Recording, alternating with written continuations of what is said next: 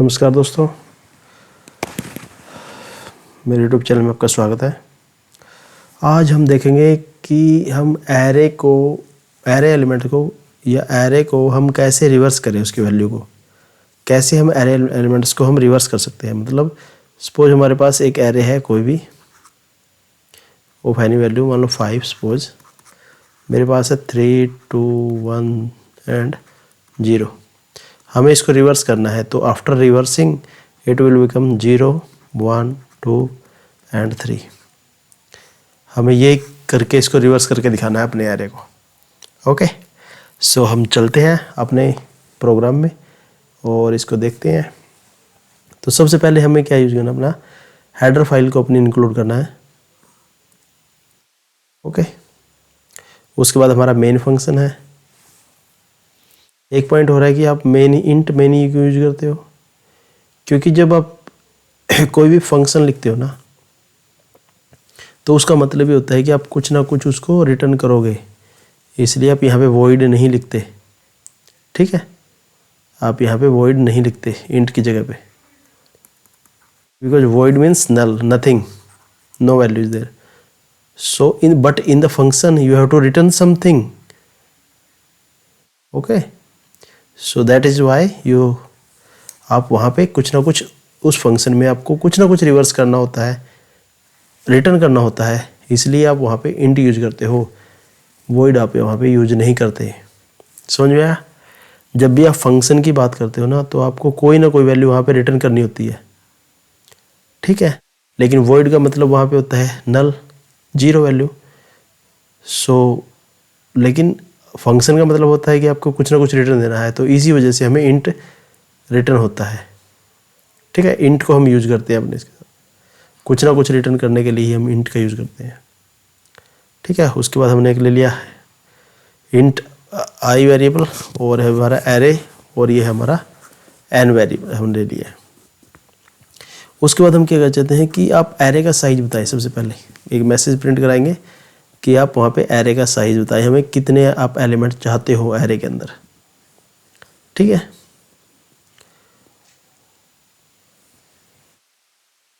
उसके बाद उस वैल्यू को हम यहाँ स्कैनअप से रीड कर लेंगे।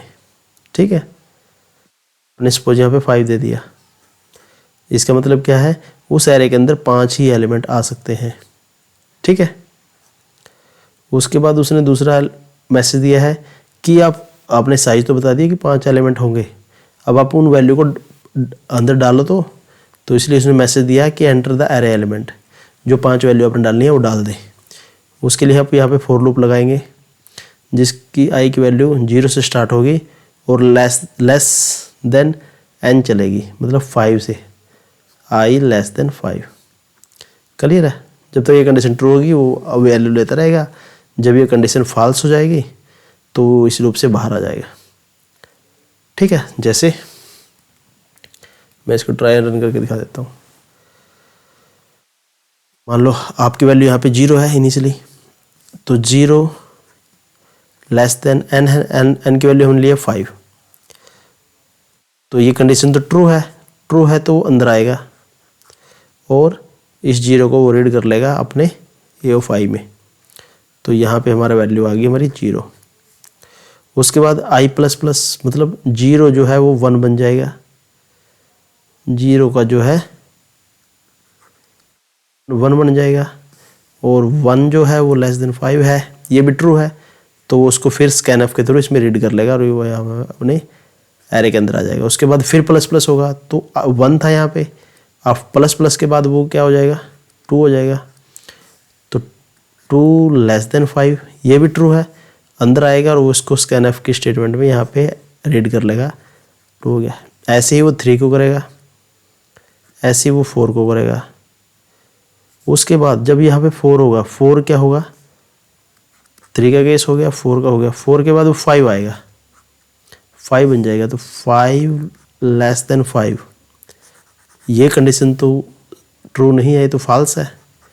5 से कम तो नहीं होता है, बराबर होता है, तो वो इस लूप के अंदर नहीं जाएगा। ठीक है, इस लूप से बाहर आके वो सीधा यहाँ पे आ जाएगा। ठीक है, इसको टर्मिनेट कर देगा वो। उसके बाद जो वैल्यू हमने दी है ये वाली, हम चाहते हैं उसको प्रिंट कराना है, हमें प्रिंट कराना ही पड़ेगा, तभी तो पता लगेगा हमें। तो उसके लिए फिर एक फॉर लूप फिर हम लगाना पड़ेगा। अब अगर आप एरे की वैल्यू को प्रिंट कराते हो तो आपको ये फॉर लूप आपको यहाँ पे लगाना ही पड़ेगा, तभी आप प्रिंट कराओगे। हर एक केस में अपने यूज करना है, हर एक प्रोग्राम में जब भी आप एरे की बात करोगे। वो 0 से और लेस देन n तक ही आपने वैल्यू प्रिंट करनी है, और एक के बाद एक बढ़ता चला जाएगा और वो एरे की वैल्यू प्रिंट कराता रहेगा। ठीक है, जब 0 है, ये कंडीशन ट्रू है, 0 लेस देन 5, तो वो 0 वैल्यू को प्रिंट करा देगा। ऐसे ही फिर वो 1 को वैल्यू प्रिंट करा देगा, 2 को करा देगा, 3 को करा देगा और फिर 4 को। ठीक है भाई, उसके बाद ये हमारा मेन वैल्यू आ गई, मेन एरे आ गया अपना। हमें इनको रिवर्स कराना है, तो इसको रिवर्स कराने के लिए हमें प्रिंट एफ स्टेटमेंट एक मैसेज देना है कि हम ये जो ऊपर आ रहे हमने डिस्प्ले कराया है उसको हम रिवर्स करना चाहते हैं। ठीक है, तो उसके लिए हमें क्या करना है, फिर से एक फॉर लूप लगाना पड़ेगा। फॉर लूप कहाँ से लगेगा, जो n की वैल्यू है n minus i is equal to n minus 1, मतलब 5 माइनस 1, यानी 4 से स्टार्ट हम करेंगे और i की value greater than equal to 0 होनी चाहिए और एक के बाद एक डिक्रीमेंट करता रहेंगे। मतलब क्या है, 5 माइनस 1 है यहाँ पे, n की वैल्यू 5 थी ना, 5 माइनस 1 मतलब यहाँ पे 4 से शुरू होगा, 4 से शुरू होगा। तो एक कंडीशन देखो, 4 जो है अपना 0 से ग्रेटर देन है, ये कंडीशन ट्रू है, तो ये अंदर जाएगा इसके अंदर, और यहाँ पे प्रिंट ऑफ स्टेटमेंट में ए ऑफ आई की वैल्यू प्रिंट कर देगा। ए ऑफ आई क्या है, आई की वैल्यू क्या है, 4 है यहाँ पे, ए ऑफ आई की वैल्यू 4, तो 4 ये है, 4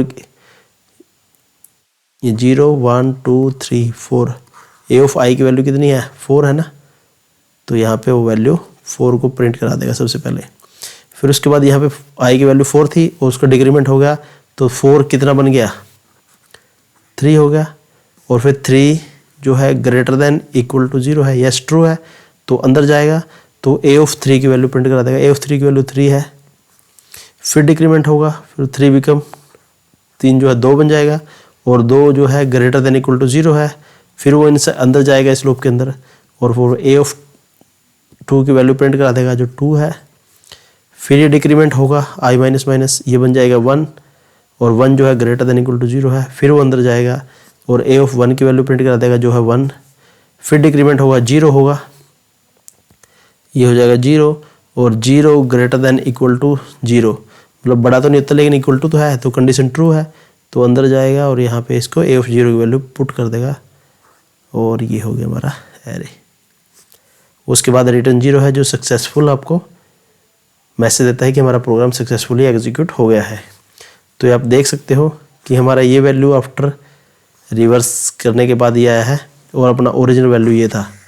आप कंपेयर कर लो दोनों में, क्या एरर है, कुछ भी एरर नहीं है। ये हमारा लास्ट था, ये फर्स्ट बन गया, ये सेकंड लास्ट था, ये सेकंड बन गया, ये थर्ड पोजीशन पे था। ठीक है, सारा डाटा अपना रिवर्स हो गया है, कोई इसमें इशू वाली बात नहीं है, सेम कोड है। पहले आपने डाटा साइज लेना है, फिर आपने इनपुट वैल्यू के लिए एक फॉर लूप लगाना है। ठीक है, फिर एक फॉर लूप से जो इनपुट आपने डाटा लिया है उसके लिए फॉर लूप लगाना है, तो प्रिंट करने के लिए कि हमारी ये वैल्यू है, आप डिस्प्ले पे दिखाओ। फिर एक फॉर लूप लगाना है, अपने रिवर्स करना है। रिवर्स क्या करना है, आई की वैल्यू n-1 से रखनी है और उसको ग्रेटर देन 0 पे सेट रखना है, और एक के बाद एक डिक्रीमेंट करते रहना है, तो रिवर्स हो जाएगा। ठीक है, बिल्कुल सिंपल है, अगर आप इसको देखोगे तो हो जाएगा।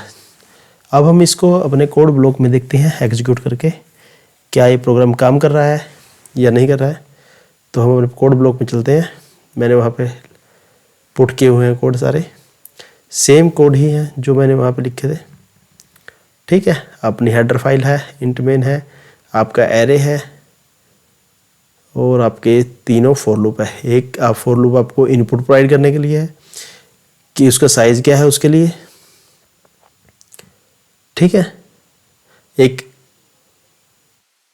यहाँ पे तो आप साइज दे दोगे पहले प्रिंट एफ स्टेटमेंट के बाद स्कैन एफ में, फिर आप एलिमेंट डालोगे कि हमने ये एलिमेंट चाहिए एरे के अंदर, फिर वो आपने जो जो एलिमेंट डाले आप उनको प्रिंट करना चाहते हो, उसके लिए ये फॉर लूप है कि हमने ये वैल्यू डाली है, आप इसको प्रिंट करा दें कि हमने वैल्यू सही डाली है, जो वैल्यू हमने डाली है वो सही हम एक्चुअल में राइट है या नहीं है। फिर एक फॉर लूप आप लगाना है रिवर्स करने के लिए। ठीक है, अब मैं इसको रन करता हूँ और वो कह रहा है कि आप साइज बताएं पहले। चलो मैं साइज यहाँ पे डाल देता हूँ 5, क्योंकि मैंने 5 लिया था इसमें। उसके बाद वो कहता है कि अपने एलिमेंट डालो 0 1 2 3 4।